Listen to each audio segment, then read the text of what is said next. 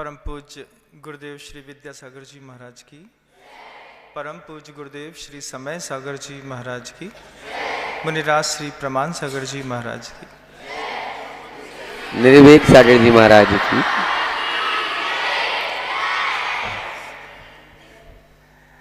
महाराज श्री से मेरा प्रश्न है, इस देश को तो हिंदुस्तान कहते हैं और अभी भारतीय पुरातत्व विभाग हांसी हिसार के पास लगातार खुदाई कर रहा है और हिसार के पास एक राखीगढ़ी नाम का गांव है। वहाँ पर मोहनजोदड़ो और हड़प्पा संस्कृति से भी पुरानी कोई सभ्यता मिली है। उस पर एक नर का कंकाल मिला है। देश को हिंदुस्तान कहते हैं।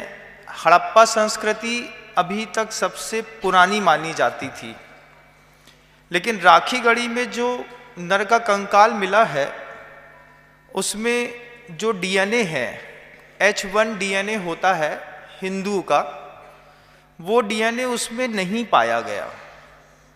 नहीं पाया गया का मतलब ये होता है कि हड़प्पा संस्कृति से भी पुरानी संस्कृति पर भारतवर्ष के अंदर जो लोग रहते थे उनमें हिंदू का डीएनए नहीं है। तो फिर मुनिश्री मुझे बताएं कि उससे पहले कौन ऐसी सभ्यता थी जो यहाँ पर रह कर के धर्म ध्यान करती थी और यहाँ पर रह कर के भारतवर्ष को उन्नत करती थी। उस सभ्यता के बारे में अगर सभी को जन प्रकाश मिले तो बहुत अच्छा रहे। मुझे अभी महाराज श्री के माध्यम से पहली बार जानकारी में आया कि हिसार के बाद, चूँकि अखबार में पढ़ता नहीं इसलिए मुझे अपडेट नहीं है, पर महाराज जी ने अगर बात कही है तो पूरी प्रामाणिकता के साथ रखी है, इसमें मुझे कोई संशय नहीं। जैसा आपने बताया कि हिसार के पास राखी गांव में उत्खनन हो रहा है और वहाँ कोई प्राचीन मानवीय सभ्यता मिली है, नरकंकाल मिले और उसके डीएनए की रिपोर्ट आपने बताई। ये तो वैज्ञानिकों के शोध का विषय होगा, लेकिन इस विषय में मैं अपना अभिमत इस तरह से रखना चाहता हूँ। हिंदू शब्द बहुत अर्वाचीन है। भारत का मूल नाम भारतवर्ष भी बहुत बाद में पड़ा। इसका मूल नाम था अजनाभ वर्ष, बाद में आर्यावर्त पड़ा। अजनाभ वर्ष यानी भगवान ऋषभदेव के पिता नाभि राय के द्वारा, राभि राय के पुत्र ने जिसको विकसित किया वो अजनाभ वर्ष, फिर आर्यावर्त, फिर भारत, फिर हिंदुस्तान, ये सब चलने में आ गया। सिंधु नदी के इस तट पर रहने वालों को सिंधु की जगह हिंदू बोलना शुरू कर दिया गया। एक विद्वानों के बीच भारत की संस्कृति के संदर्भ में बात बहुत प्राचीन काल से आती है, वह आर्य और द्रविड़ों की। आर्य सभ्यता और द्रविड़ सभ्यता, अगर इतिहास को हम ठीक तरीके से समझें तो इस पर विद्वानों ने काफ़ी ऊहापोह करके विचार किया और अपना अपना मंतव्य प्रकट किया। और उसके हिसाब से वे एक बात बोलते हैं कि जो वैदिक आर्य हैं, जो मुख्य रूप से आज हिंदू के रूप में जाने जाते हैं, ये विवाद का विषय है, लेकिन उन लोगों का मत है कि ये मध्य एशिया से भारत आए। द्रविड़ भारत के मूल निवासी थे और द्रविड़ों को की जो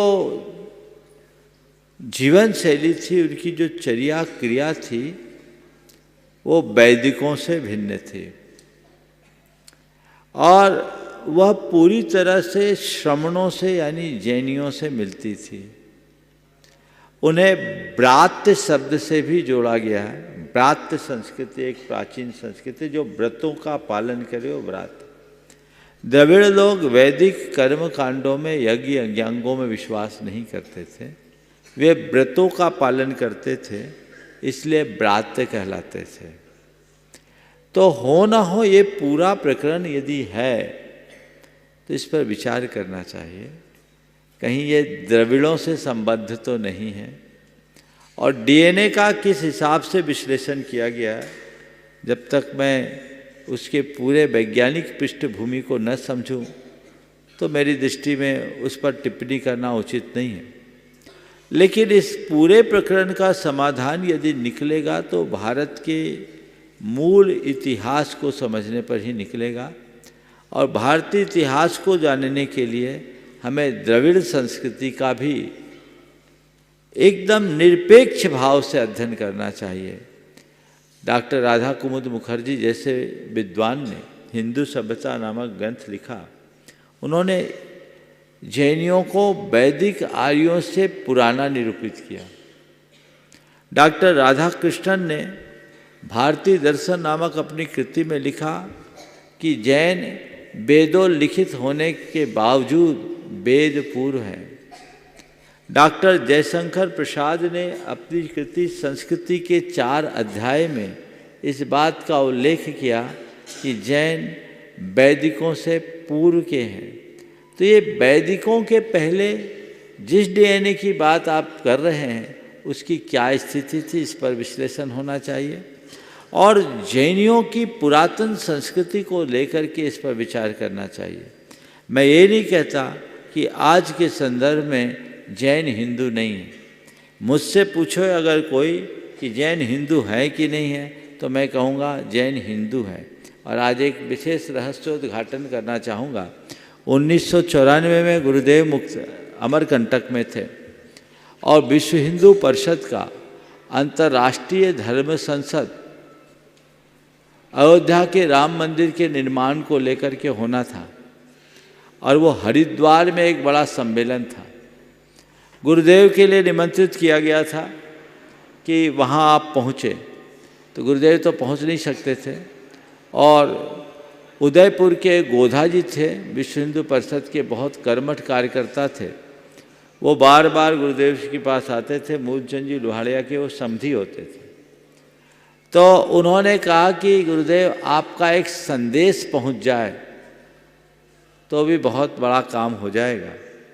तो वो संदेश गुरुदेव के निर्देशानुसार मैंने ही ड्राफ्ट किया था, और उसमें गुरुदेव ने कहा था कि हिंदू की परिभाषा लोगों को जानने में आना चाहिए। हिंदू कौन है? हिंसाम विदूरयति स हिंदू। जो हिंसा को दूर करे वो हिंदू है। इस अर्थ में जैन परम हिंदू हैं। समझ गए? तो हम सब हिंदू हैं। हिंदू कोई धर्म नहीं, हिंदू कोई परंपरा नहीं, हिंदू एक संस्कृति जो हिंसा मुक्त संस्कृति है। इसलिए हम सब गर्व से कह सकते हैं हम हिंदू हैं, क्योंकि हम अहिंसा के पक्षधर हैं।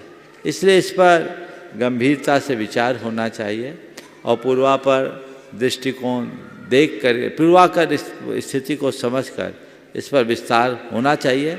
लेकिन जो बात आपने रखी है, विद्वानों को निरपेक्ष भाव से इसकी समीक्षा करनी चाहिए, ताकि भारत के मौलिक इतिहास को विश्व पटल पर स्पष्टता के साथ रखा जा सके। Please like, share and subscribe my channel Punyadhara.